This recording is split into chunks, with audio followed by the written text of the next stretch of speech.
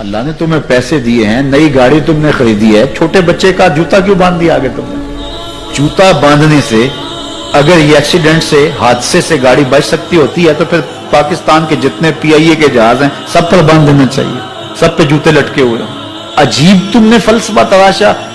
کسی نے جو ہے وہ کالی رنگ کی پٹی باندھ دی نیچے, اس سے اس کو نظر نہیں لگے گی. گھوڑے کے پاؤں کے نیچے جو کھری لگی ہوئی ہوتی ہے, کچھ لوگوں نے اپنے گھروں میں وہ باندھی ہوئی ہوتی ہے کہ اس سے ہمارے گھر کے اندر کوئی مصیبت نہیں آئے گی, کوئی تکلیف نہیں آئے گی. کسی نے ہنڈیا اپنے گھر کے اوپر الٹی رکھی ہوئی ہوتی ہے, یہ ہنڈیا بچا لے گی. اور میاں ہنڈیا کیا بچائے گی تجھے؟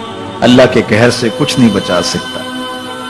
جب تمہارے اوپر کوئی مصیبت نازل ہونی ہے تو کچھ نہیں بچا سکتا. اگر بچنا چاہتے ہو تو پھر اللہ سے استغفار کرو, اللہ تعالیٰ کی تسبیح کرو, اللہ کی تحلیل کرو, میرے حضور پہ درود پڑھو, پھر دیکھنا کہ مصیبتیں ٹلتی ہیں یا نہیں ٹلتی. تو یہ خام خواہ کے رکیے اور یہ عامل لوگ جو ہیں ان کا تو کام ہی یہی ہے.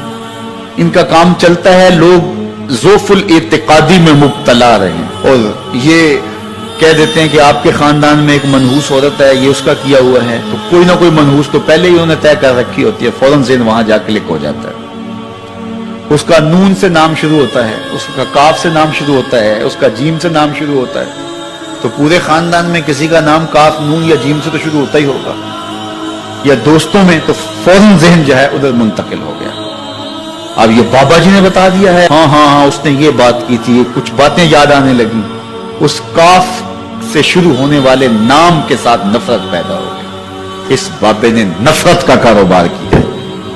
اس نے تو 100 روپے 200 روپے لے لیے, لیکن دو انسانوں کے اندر نفرت ڈال دی. اس کا گریبان کل قیامت کے دن پکڑا جائے گا. ان ملنگوں کے پاس, ان ذوف الاعتقادی کو پھیلانے والوں کے پاس کبھی نہ جاؤ.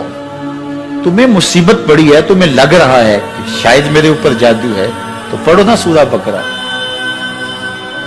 جادو جڑ سے اکھڑ جائے گا. 40 دن اپنے گھر میں سورہ بقرہ پڑھو, برکت ہوگی. کہتے ہیں مولوی صاحب 40 دن تو نہیں پڑھی جا سکتی, 2.5 پارے, ہمیں کوئی تعویذ ہی کرتے ہیں. ہم شارٹ کٹ چاہتے ہیں نا, روزانہ صبح 2.5 پارے سورہ بقرہ پڑھے, یہ تو ہم سے نہیں پڑھی جائے گی. تو آپ کوئی تعویذ ہی لکھتے ہیں. کاروبار میں برکت نہیں, میں کہتا ہوں پڑھو نا سورہ واقعہ, 3 رکوع ہیں, برکت ہوگی. ہم کہتے ہیں ہمیں تعویذ ملنا چاہیے, بس وہ ہم گلے میں رکھ دیں, بٹوے میں رکھ لیں, پرس میں رکھ لیں, اور ہمارا کام ہو جائے, ہمیں کچھ بھی نہ پڑھنا پڑے, ہمیں وضو تک نہ کرنا پڑے, نماز نہ پڑھنی پڑے, اور برکت ہو جائے. ایسے برکت تو نہیں آتی. اس لیے چھوڑو ان کی جان, آؤ قرآن مجید پہ آؤ, آؤ سجدوں پہ آؤ, آؤ دعاؤں پہ آؤ. سحری کے وقت اس کی رحمتیں آواز دے رہی ہوتی ہیں, حل من مسترزقن, ہے کوئی رزق مانگنے والا, اور تم اس وقت سوئے ہوئے ہو, سارے دن ٹھوکریں کھاتے ہو. آؤ نہ اس وقت جھولی پھیلا کے, ہاتھ پھیلا کے کہو مالک تو جھولیاں بھر.